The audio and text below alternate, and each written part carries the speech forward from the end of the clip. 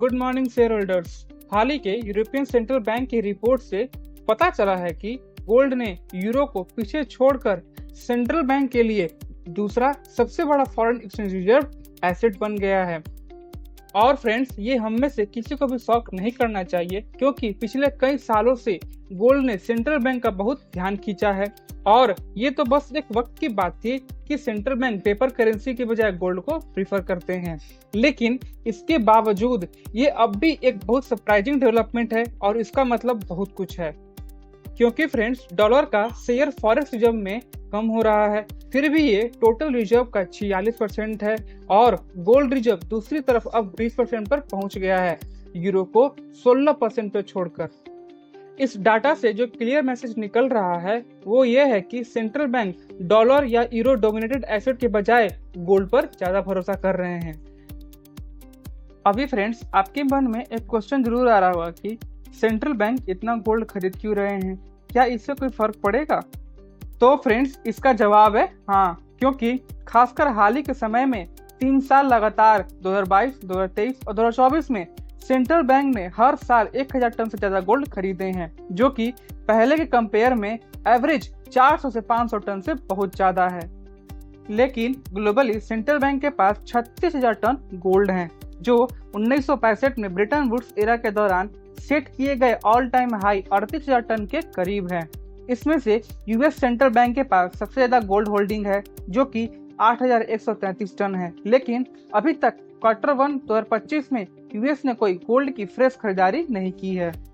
Incidentally India के पास इस financial year दिसंबर 2024 तक 876 टन गोल्ड था और फिर Q1 2025 में 3.42 टन और खरीदे और मार्च क्वार्टर में 879 टन के गोल्ड के साथ फाइनेंशियल ईयर को क्लोज किए।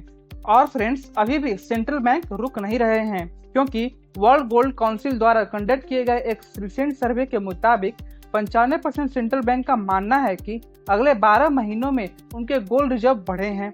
इंटरेस्टिंगली, उनमें से 43% का मानना है कि उनके गोल्ड रिजर्व भी इसी पीरियड में बढ़े हैं। सेंट्रल बैंक के द्वारा गोल्ड को फॉरेक्स रिजर्व के रूप में रखना कोई नई बात नहीं है, क्योंकि हाल ही में ये येलो मेटल पर और भी ज्यादा बुलिश हो गए हैं, क्योंकि IMF के अनुसार यूएस डॉलर एक डोमिनेंट ग्लोबल रिजर्व करेंसी होने के बावजूद इसकी डोमिनेंस धीरे धीरे कम हो रही है। और फ्रेंड, सदियों से गोल्ड एक हेवन एसेट रहा है और साथ ही साथ अनसर्टेन टाइम के खिलाफ एक हेज भी रहा है। और जब जियोपॉलिटिकल डायनामिक इवॉल्व होते हैं और इकोनॉमिक और फेड करेंसी को खतरा पैदा करते हैं, तो गोल्ड की अट्रैक्टिवनेस बढ़ जाती है।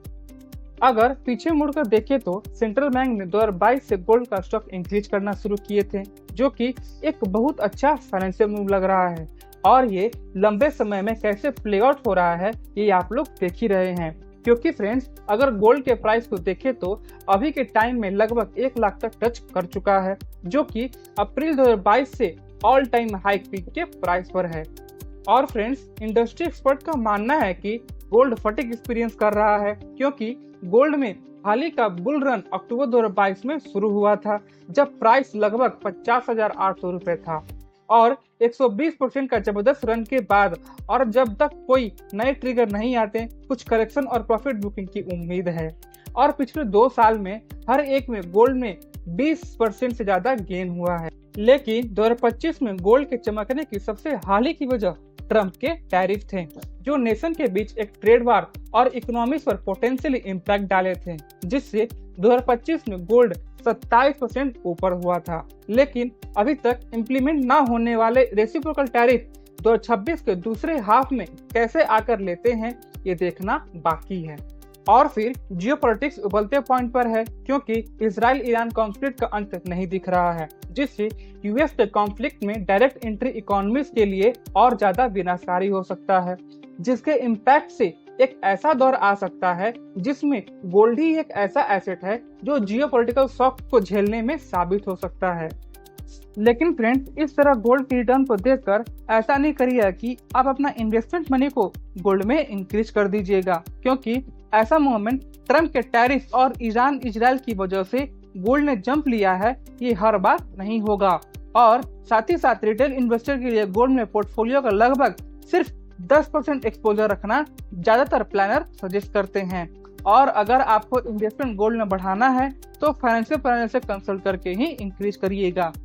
अभी फ्रेंड्स, आपके मन में एक क्वेश्चन जरूर आ रहा होगा कि क्या अभी गोल्ड में इन्वेस्ट करना सही है जब प्राइस पीक पर है? तो गोल्ड की इस तेजी ने कई इन्वेस्टर को चिंता में डाल दिया है, जिन्होंने पहले येलो मेडल को नजरअंदाज किया था। तो इसका जवाब सिंपल है कि अगर आपका फाइनेंशियल गोल नियर फ्यूचर में नहीं है, यानी कि शॉर्ट टर्म में रिटर्न नहीं चाहते, तो आपको सिस्टमेटिकली गोल्ड में इन्वेस्ट करना शुरू कर देना चाहिए। हाँ, इस लॉन्ग टर्म इन्वेस्टमेंट पीरियड में कभी कभी प्राइस में अप डाउन हो सकता है, जैसे कि सभी एसेट में होता है अगर इकोनॉमिक अनसर्टेनिटी बनी रहती है। लेकिन लंबे समय में गोल्ड आपके इन्वेस्टमेंट पोर्टफोलियो के लिए एक कुशन की तरह काम करेगा, यानी कि एक बार खरीद कर किसी कोने में रख दीजिए, फिर कम से कम 5 से 10 साल के बाद चेक करिएगा। आगे बढ़ने से पहले आप सभी इन्वेस्टर्स के लिए एक इम्पॉर्टेंट अनाउंसमेंट है। अगर आप इन्वेस्टर्स को लग रहा है कि आप जो स्टॉक्स बाय कर रहे हैं और वो स्टॉक्स अच्छा प्रॉफिट जनरेट नहीं कर पा रहा है, तो इस प्रॉब्लम का सॉल्यूशन लेकर आया है आपका होस्ट ऋत्विक, जहां SEBI registered research analyst guidance में आप ट्रेडिंग करके अच्छा प्रॉफिट एक्सपेक्ट कर सकते हैं।